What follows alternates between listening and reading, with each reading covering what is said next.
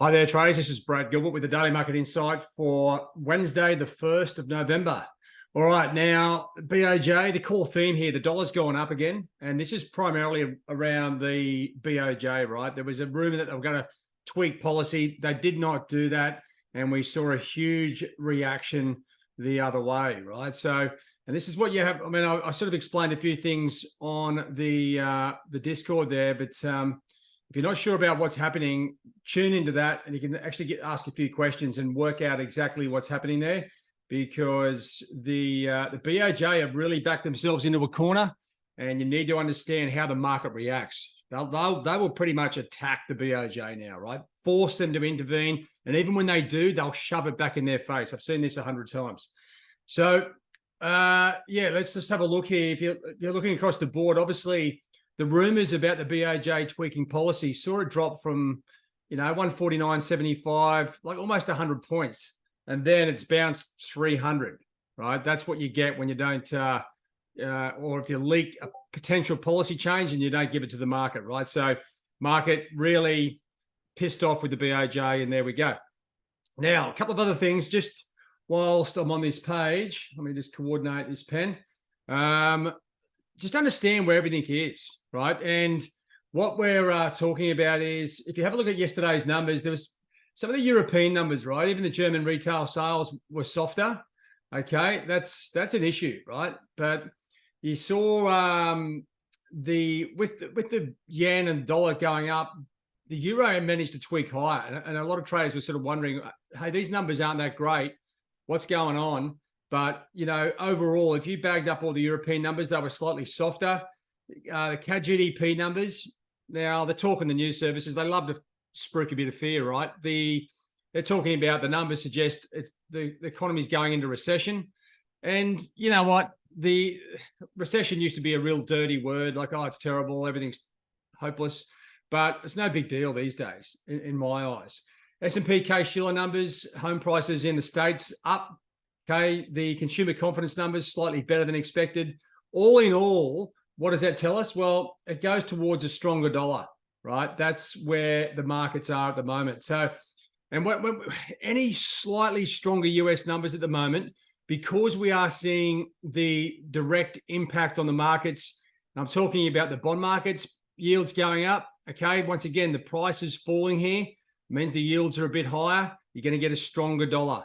Right now, that doesn't mean during the Asian session, as you come out of the North American session where the dollar has rallied, that you don't see a bit of profit taking, I should say, as we go through that. Equity markets up, but you know what? It's a different story. When you're looking at a data page like this, you really need to consider what's happening technically, right? Because if I come over here to the global markets page and you look at the dollar, I mean, it is still sort of grinding sideways. Right, even with the euro, it's within a recent range. Here's that nice little false break to the top side yesterday, and then straight back into the range. Gold's still heading up. I mean, this is a short-term trend line, so I'm not too concerned that it's sort of broken down here, but you can see it has slid lower. Oil, well, it's slowly drifting lower, and that supports a higher dollar CAD, right? Equity markets, okay, they have rallied a touch here off the lows, but overall, still pressure on the downside on the equity markets, and even the cryptos are bouncing, right? So that's where we are across the global markets. When we look at the, say, the FX markets, okay, I've already been through dollar index sideways. Now, Euro's been going down, Sterling's been going down, Aussie's been going down, and Kiwi is still going down.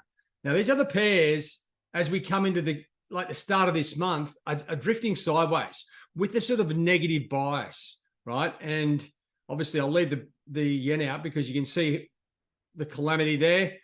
The fundamental aspect, strong dollar, weaker oil, and slightly weaker Canadian numbers like the GDP numbers supports a stronger dollar CAD. That makes a lot of sense. So I'll be keeping a very close eye on that.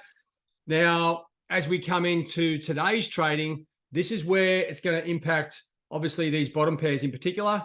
Euro, Sterling, Aussie, Kiwi. We have a clear bias. Now what we need to do is overlap that with what's going on with today's numbers. Now, what are we talking about? Well, we've got a whole bunch of things coming out. Now, starting the day, we've got the Kiwi employment numbers. Now, before you run in there and sort of beat that currency up, there's a negative downside bias, right? So just be aware of that. If the numbers come out slightly strong, it may rally a little bit, but it's already like heavy. So it's not going to go far. But I tell you what, really weak numbers, and this thing will blow out to the downside. That's something to think about. Now, don't forget liquidity on the Kiwi. It's pretty extreme. So you want to be sort of paying attention. I'd be going in if you're looking for something on that, right? Looking for probably a smaller trade size, because you don't want to get into trouble on the Kiwi at the start of where things are really going to kick off, right? What I'm talking about is you got some manufacturing numbers out of China, house prices out of the UK.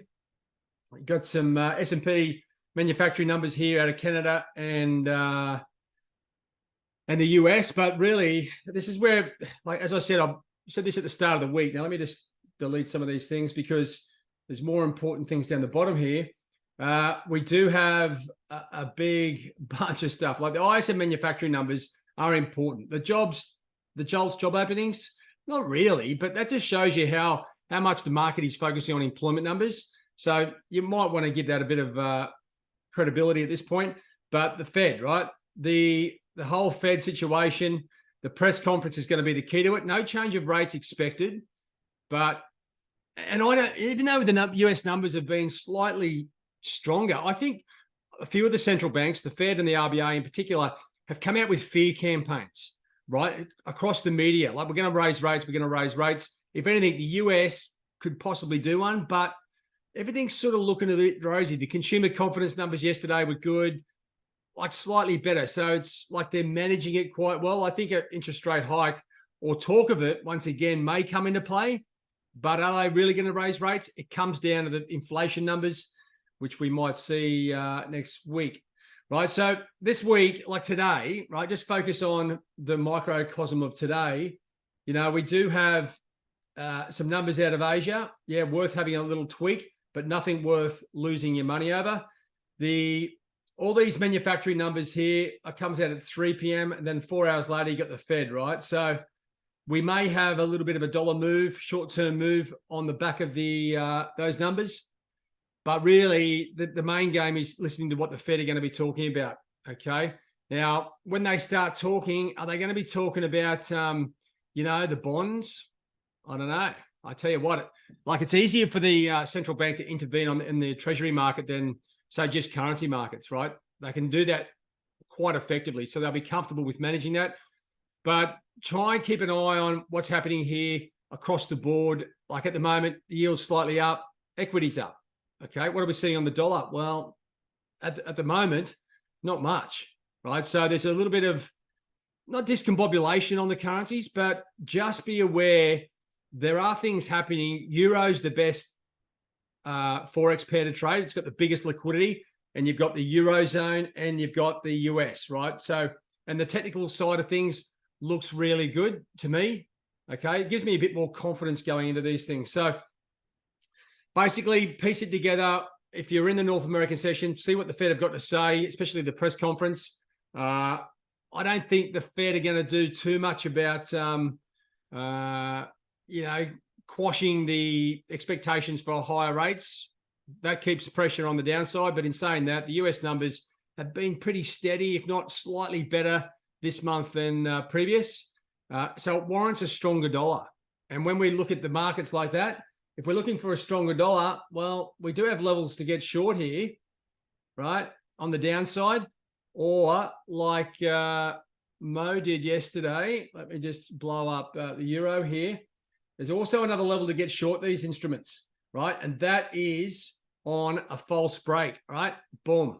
Okay, back into the range, get short, and you run that down into the chart. Exactly. Let me just show you one of our good guys, Mo. I'll tell you what, this is a good example of what can happen here if you are patient, controlled. You look for that break higher in euro, right? The overriding theme is a strong dollar, so you'd expect that to stall, come back into the range, get short, takes profit 75 points lower.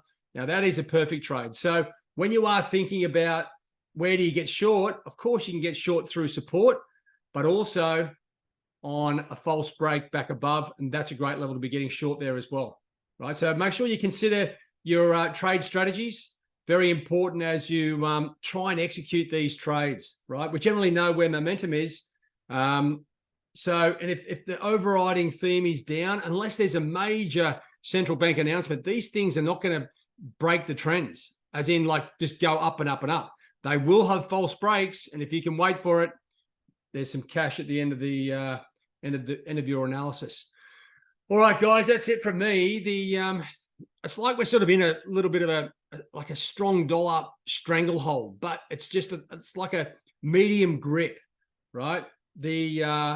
Still waiting. I can still sort of feel there's a potential here for like the dollar to turn around. One major event in the US, see the dollar clean out, and there's so much room on the top side here. It's like everyone's waiting for the dollar to turn, but it just won't do it, right? So work with what you've got. Dollar CAD, as I said, stronger dollar, weaker CAD numbers, and weaker oil.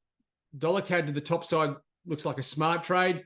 Dollar Swiss is in the middle of nowhere, and you've got these other instruments. Kiwi's under pressure, whilst Euro, Sterling, and Aussie sort of just bang away, sort of drifting sideways with the downward momentum. But I'll be looking to get into something, right? I'm sort of starting to feel a bit of performance anxiety. I'm like, okay, let's just time this right. Let's just wait. And when you feel like that, just take a few deep breaths and relax, right? Because the next good trade's around the corner. Your patience, discipline, and control will keep you ahead of the game. All right, guys, that's it from me. All the best. Cheerio.